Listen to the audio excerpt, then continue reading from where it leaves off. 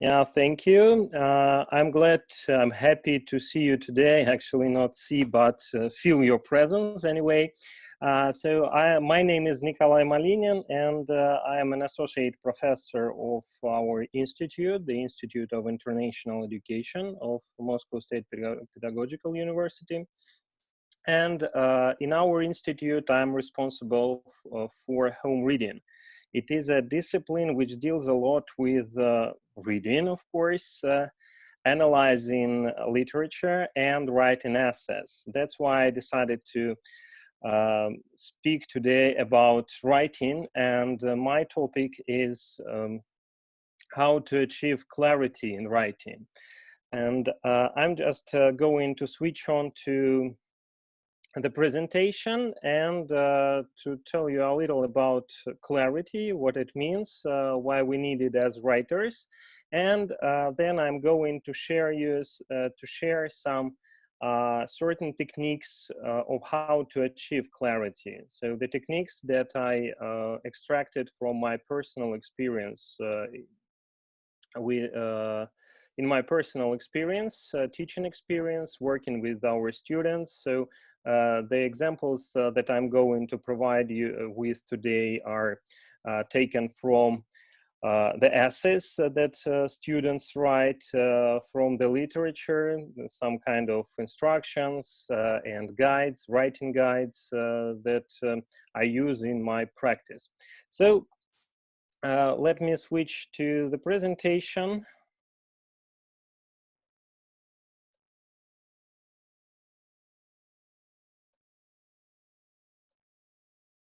And the first problem, or the first question that I would like to raise, it's what is clarity? And so clarity is simply the process of making your paper clear to the intended audience. Yes, it is clarity that makes our sentences sound correct, which in turn will make our paragraphs sound correct, and then our entire paper. So if we do not have clarity in our writing, then it will not matter. It will no matter what we write about, because it is very difficult to achieve our audience, to convey what we mean. And this is why we need to follow certain principles and techniques or strategies to achieve this clarity. And I decided to summarize my today's talk and the principles that I'm going to share into 5 rules. So you can see them here. The first rule is just prefer active verbs. Second, balance parallel ideas. Third, add the needed words. 4, untangle mixed constructions and tighten wordy sentences. So all of these rules, they mostly deal with grammar. So of course, grammar is important for writing, but here we will use grammar for some certain purposes which help us achieve this clarity.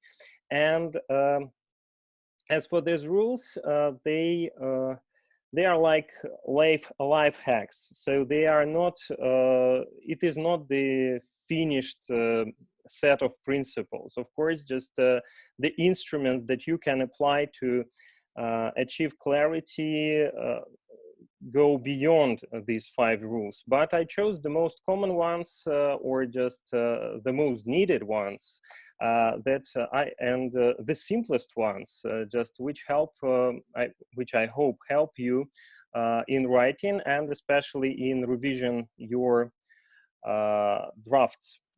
So let's start with the first group. So I hope today our talk will be, my talk actually, will be half an hour to 40 minutes. And then you will be able to ask me some questions using the chat.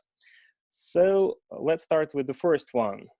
Prefer active verbs. So each rule will be divided into several aspects, several more concrete, more detailed rules. So let's start with the first one. So of course, these prefer active verbs, it doesn't mean that you need that you do not need to use only active verbs, but you have to choose the active voice or the passive voice depending on your writing situation. So both voices are grammatically correct, of course, but the active voice is more effective. So it's clearer and it's more direct. And it helps us to emphasize the actor when we write about it. So when we emphasize the actor, it's always helpful to make a sentence more concise, more direct.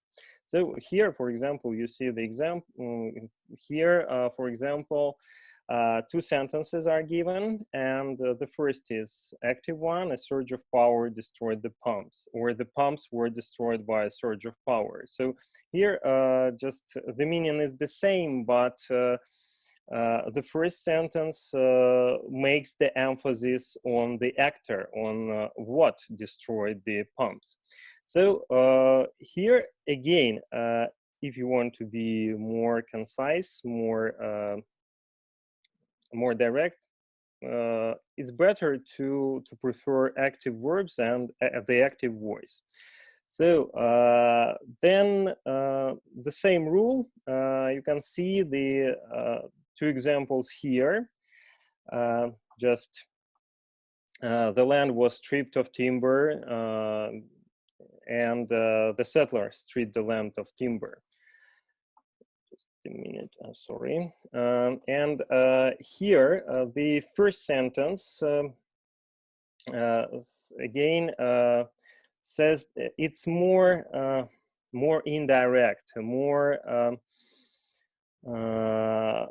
I would say parenthetical. So just and first we don't understand who the actors were, who stripped the land of timber. So, and the first sentence helps us to emphasize those actors. So the settlers stripped the land of timber before realizing the consequences of their actions. So the revision here emphasizes the actors, settlers, by naming them in the subject.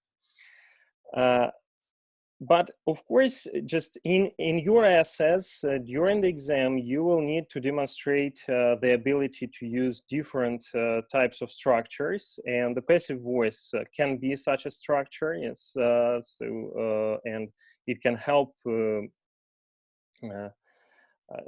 you demonstrate your rounded education, your rounded knowledge of grammar. So there are actually two cases when the passive voice, the use of passive voice is appropriate.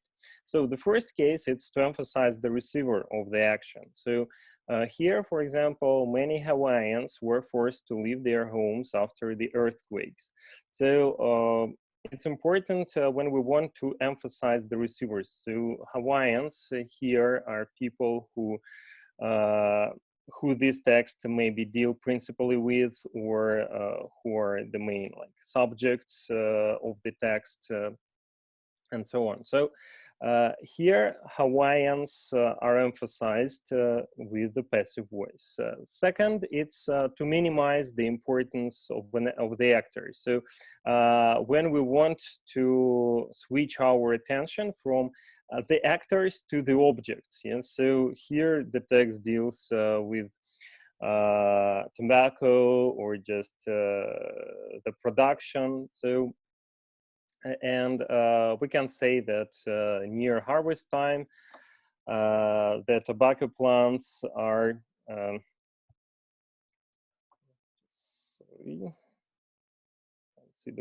sprayed with the chemical to slow the growth of suckers. So again, so here we emphasize the receiver. We minimize the importance of the actors, so who are not important maybe in this particular paragraph or in this particular sentence. Then the next part, and it's also important, we should replace be verbs that result in dull or wordy sentences. So again, if we compare three types of structures, so for example, passive, be words, and be verbs, sorry, active voice. So active voice is more direct, is the clearest one. Be verbs and the structures with be verbs can result in dull and wordy sentences. So the right use of be verbs can be narrowed down to two cases. They are presented here. So the first case, it's to link a subject to a noun that clearly renames it, or to an adjective that describes it. Yes, so for example, the harvest will be bountiful, or Orchard House was the home of Louisa May Alcott. So, and the next case, it's when we use it before present participles in present, past, or future progressive tenses. So is flying, are disappearing. So for example, the government is struggling with the structural shortage of teachers, suitable teaching facilities, and materials. So here, the use of be verbs can be justified. But in many cases, be make our sentences, these be structures, they make our sentences weaker. They make our sentences less direct and sometimes even less concise and less clear. So let's look at the examples where be verb, the use of be verb is not justified. So the first is this, for example, burying nuclear waste in Antarctica would be in violation of international treaties. So if it is possible, please avoid this this type of nouns, yes, which can be replaced easily by a verb. So burying nuclear waste in Antarctica would violate an international treaty is much more concise sentence. Or the next sentence, which deals with Rosa Parks, so she was resistant to giving up her seat on the bus, and she became a civil rights hero, can be easily turned into this structure. Be resistant to can be turned simply into resisted. So that is the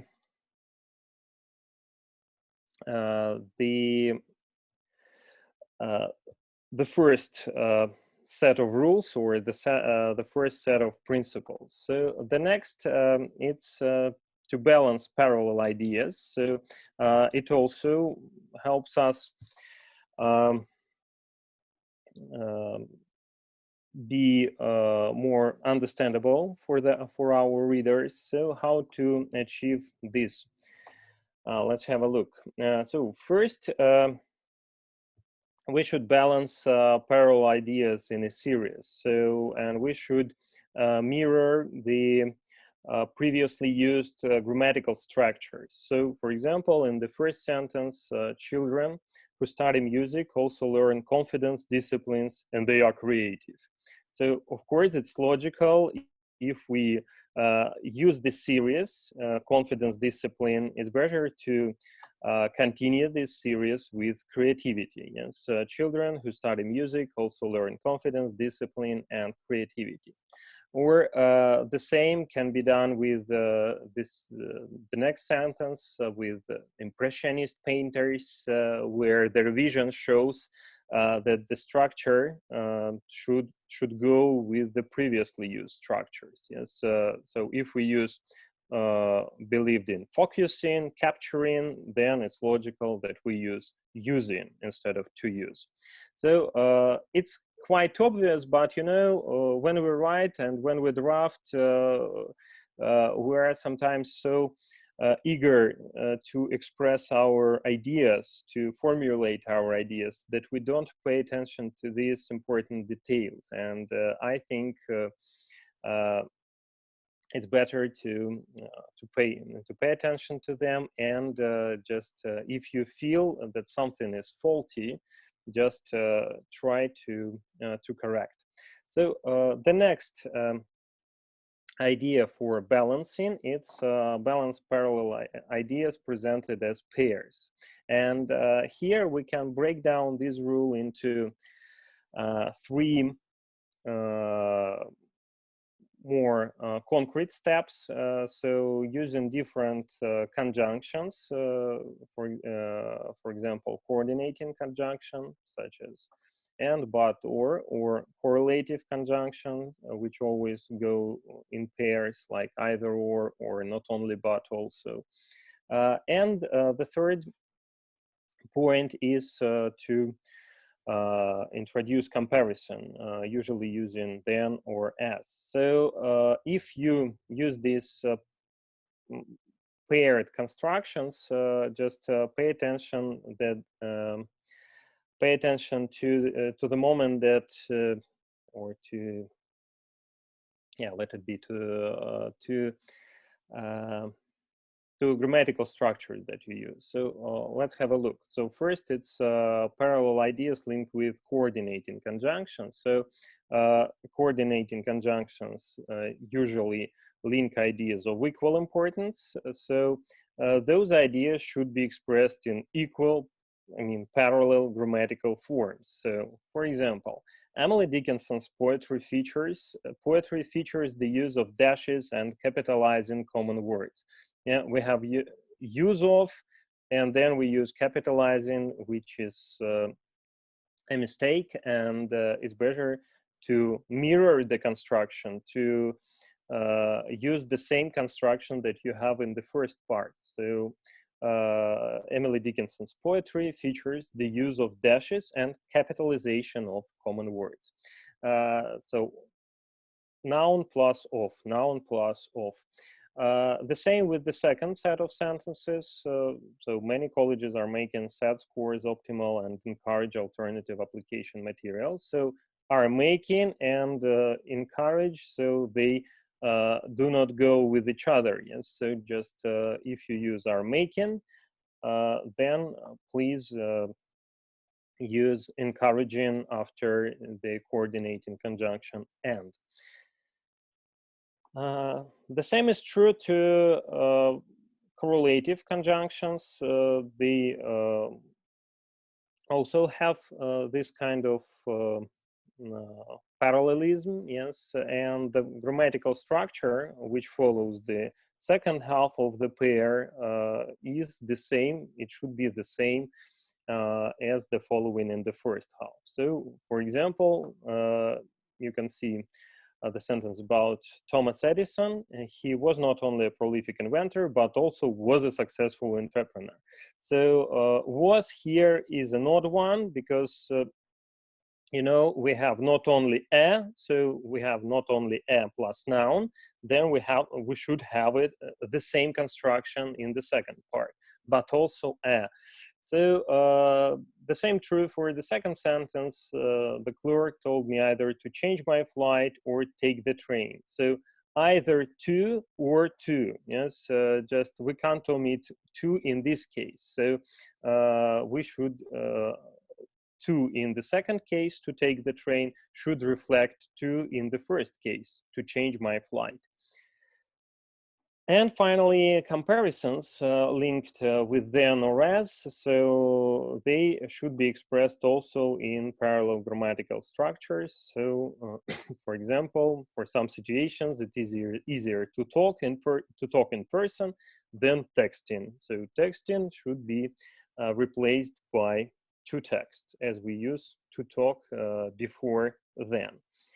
So I hope it's clear. Just later, at the end of the presentation, I'll try to summarize these ideas. And of course, I will send you my colleagues will send you the presentation. So then you will have the opportunity to study it more carefully, and to maybe even to practice some sentences yourself, or to revise the sentences that you already wrote with these sets of steps. The next rule, major rule, it's to add needed words, not to forget some words which can affect the meaning, which can affect clarity, and in turn the meaning. So the first group of words that should be added, that shouldn't be forgotten, it's the words which deal with compound structures. So we all know that it's quite common to omit words for economy, yes, especially relative pronouns, that, and so on. So, for example, Tom is a man who means what he says and says what he means, who can be used here, but it can be also omitted easily, so without affecting the meaning of the sentence, and so the sentence is as clear as without, as with who. So, but if an omitted word is not common to both parts of the compound structures, so the easiest way to correct the sentence is to put the word back in. So, for example, advertisers target customers whom they identify through demographic research or have purchased their product in the past. Yes, if we omit who here, then we have the structure whom have purchased, and it is not grammatically correct. Whom have purchased, yes. So we should add the word who, which will help us to overcome this problem. The next one, the government never has accepted and never will accept any ultimatum. So if we omit accepted, the repeated word, then we have the structure has accept, and has accept eventually is not correct at all. Yes, so here we shouldn't avoid the repetition. Yes, because the forms of those verbs are different. So the government never has accepted and never will accept any ultimatum. And the last one deals with prepositions. So many South Pacific Islanders still believe and live by ancient laws. If we use the form like this, believe and live by ancient laws, then we have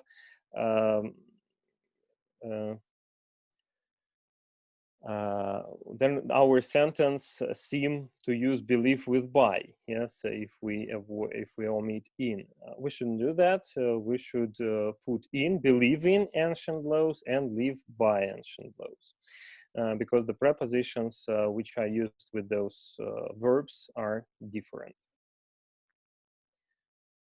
Then the next one, the next group of words that should be added can be simplified by one word, by that. Yes, just you should add the word that if there is any danger of conveying the meaning without it. So of course we know that easily can be that can be easily omitted, but look at the example below. Without that, this sentence about Stanley Milgram can be misread. So in his famous obedience experiment, psychologist Stanley Milgram discovered ordinary people were willing. So here, when we start speaking about that, we give the signal to the reader that Stanley Milgram discovered ordinary people, no matter what follows ordinary people. So and to signal that we are going to use not a noun, not just an object expressed by a noun, but a whole clause. Ordinary people who are willing to inflict a physical pain on strangers, we should put that, and that would be a signal. Yes, and the sentence won't be misread like Stanley Milgram discovered ordinary people. So here that can divide and can emphasize the clause instead of a noun phrase. And the next part of this rule, of the third rule, also deals with comparisons. We spoke about them in the previous section. And there are 4 rules about comparisons. So comparisons should be made between items that are alike. Yes, and for example, the sentence about the forests of North America are much more extensive than Europe. Yes, we can't say this. Or then it's better to add than those of Europe. Yes, if you do not want to repeat the forests. Yes, so here we can correct the sentence with the help of pronoun. Some say that Ella Fitzgerald's renditions of Cole Porter's songs are better than other singer. Yes, if we leave it without possessive, without apostrophe and s, then it will lead to comparison of different things. Yes, we compare singers and songs. So here, to avoid it, we should add this apostrophe plus s.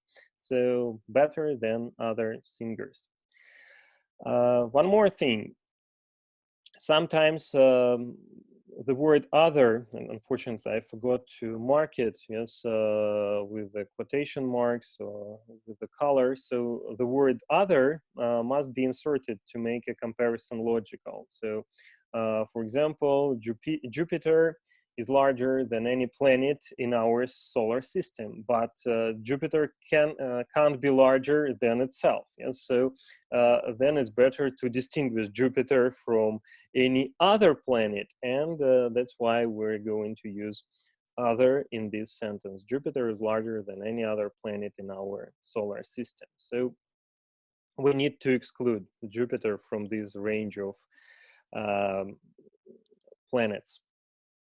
Then, comparison should be complete enough to ensure clarity. Of course, it's not a grammatical mistake when you say brand X is less salty, but it leads to some ambiguity. As less salty than what? It's better to make the comparison complete. So it's the stylistic thing, of course, but it really contributes to your clarity. So brand X is less salty than brand Y, or than brand Y.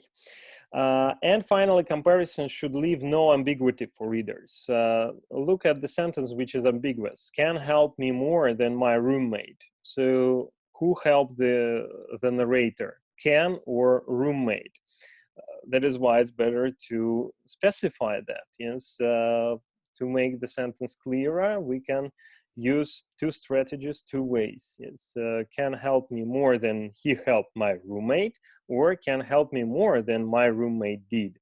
So it is important, and the whole struggling with clarity helps us get over this ambiguity, which also can threaten the meaning of our writing. And the next, the 4th, we're going to the end. The 4th strategy is to untangle mixed constructions. Yes, we need to make it less complex, less complicated. So first, we can untangle the grammatical structure. So And the easiest way is to check if you use the same grammatical plan at the beginning and at the end of the sentence. So you cannot begin with one grammatical plan and switch without warning to another. So, for example, you start the sentence, when the country elects a president is the most important responsibility in a democracy. So here, just we can see that the author in the first sentence wanted to say something else. Yes, he wanted to use some other structures. So when the country elects a president, it is maybe and so on. So it should have been another clause. Just to correct the sentence, we can use electing a president is the most important responsibility in a democracy. So using this in phrase helps us make the subject of the sentence more concise, more understandable. Or complex sentences with subordinates. Yes, although the United States is a wealthy nation, but more than 20% of our children live in poverty. Yes, if we embarked on using complex sentence with a subordinate clause, which is although the United States is a wealthy nation, we should avoid the elements of a compound sentence like but, yes, which usually connects equal ideas. If you use but, there shouldn't be subordinate clauses. So but can be eliminated. The same deals with and other coordinate conjunctions that we already mentioned, and, but, or. Then the next step is to avoid the structures which can be popular and can be justified in oral speech, like is when, is where, reason is because. So first, as we discussed, the verb to be makes our sentences and our meaning weaker. Second, we should avoid be, which is followed by a clause beginning with when, where, or because, which suggests relations of time, place, and cause. So the example can be here. The reason the experiment failed is because conditions in the lab were not sterile. Here is because can be easily turned into is that, so it's one strategy, or just you can remove the whole phrase, the reason the experiment is, just turning it into the experiment failed because conditions in the lab were not sterile. Just you use subordinate clause without any be phrases, yes, any linking verbs. And finally, the last strategy, it's tighten wordy sentences. So the wordy sentences which so they are the sentences which can be reduced without any loss in meaning. So, and the first opportunity, the first chance to do it, it's to avoid unnecessary repetition of words. We already discussed that the repetition can be justified, especially from a grammatical point of view.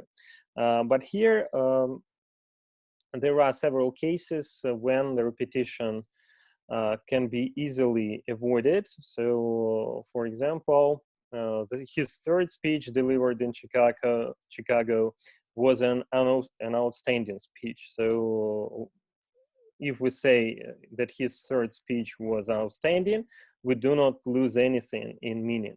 So, or another example, the best teachers help each student become a better student, both academically and emotionally. Again, we pay attention to the student, to the repetition of student, each student a better student. Then we should eliminate student Then we should think about some synonyms for become a better. Yeah, we can come up with grow, and we can turn the sentence in the better example. The best teachers help each student grow both academically and emotionally. Then, cut empty or inflated phrases. The empty phrase can be cut with little or no loss of meaning. Again, I already mentioned that. So, the examples of inflated phrases, which usually authors of writing guides emphasize, are here in the table. For example, as a matter of fact, can be turned in just in fact. At this point in time, just now or currently. Because of the fact that, just because. For the purpose of, for. Have the ability to, be able to, in spite of the fact that, although or though. Of course, you, or in the event that, if. Of course, if you cut these sentences, these inflated phrases, you lose in word count. But losing in word count, in this case, you gain in meaning. So meaning, I think, just it's not only for exam writing, but for writing on the whole, meaning is, of course, more important than just the quantity of words that you use. But if you lose in word count, think about other strategies, how you can increase your word count. And I think while preparing for the exam, you have different opportunities to check it. And the last step, the final one, is to reduce the clauses to phrases and phrases to single words. So it correlates with what I said previously. So we have to look for opportunities to reduce clauses to phrases and phrases to single words, because doing this, we can increase clarity, and we can convey the meaning of our text more effectively. So, for example, this is a real sentence from one essay. So, in the essay that follows, I argue against Kahn's claim that the grading system discourages thinking, which is a problematic claim. And so essay that follows, problematic claim, everything can be easily avoided. So, and you can see how the next sentence is more concise. Yes, in this essay, I argue against Kahn's problematic claim that the grading system discourages thinking. So that is the last part. So here there are these 5 rules. So prefer active verbs, and think about the justified cases when we can use passive verbs, passive voice. You remember when we want to emphasize the receiver of an action, or we want to diminish the significance of the actor. But it is more common when we emphasize the actor. So the rule goes that you should prefer active verbs.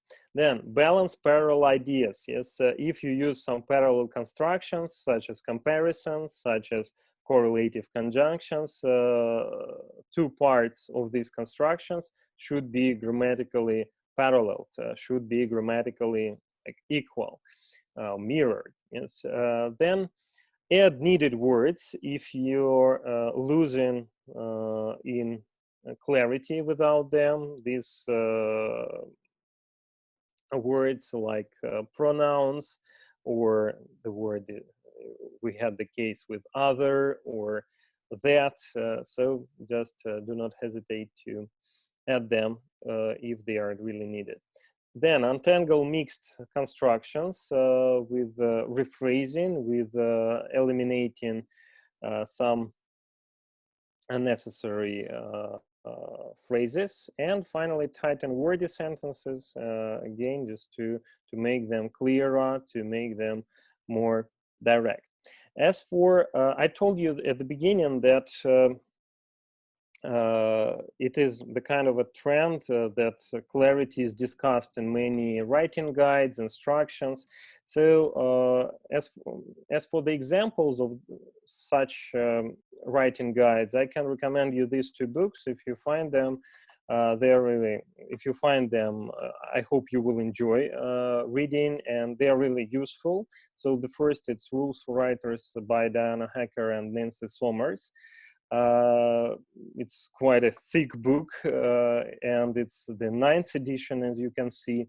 So it includes rules which deal with grammar, word choice, style, reading for writing an essay, general strategies for writing an essay, and clarity as well. The same is true for the book by Sam Lath, Right to the Point. He also emphasizes the importance of clarity there. So I hope this short presentation was really helpful for you. Again, you will be able to receive it and to study it yourself. Also, do not forget about the books. And now, if you have any questions, please feel free to ask them.